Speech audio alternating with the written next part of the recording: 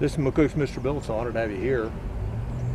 What have we learned this last week from Texas? I said from the disaster and the hurricane of Texas. Well, we learned, number one, always keep your gasoline, your tank, on the top half. Especially anything like that might be coming, so you don't have to try to get fuel in the last minute and have a line of 20 cars ahead of you. Next, you want water.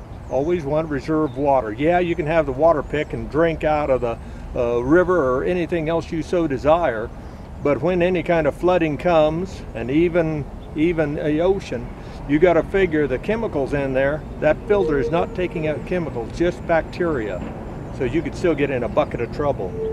Drinking bottled water is the best way to go, and keeping yourself a week, preferably 2 weeks ahead on bottled water. Take it, put it in your freezer. Put it in your freezer. That means that while it's in there, when the power goes off, and it will sooner or later, when it goes off, that refrigerator and or freezer will last a lot longer, the food in there. Absolutely.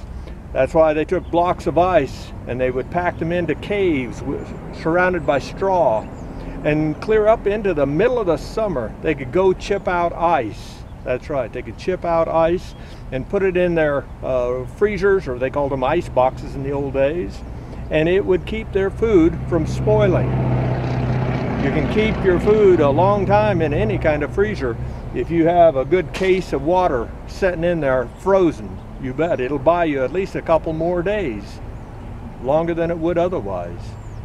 Keep this in mind, and when you see a disaster, ask yourself, what would I do if I was there?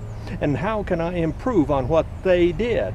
Or is there a better way for me and my family and my friends to survive such an event? This is McCook's Mr. Bill. You guys be careful out there.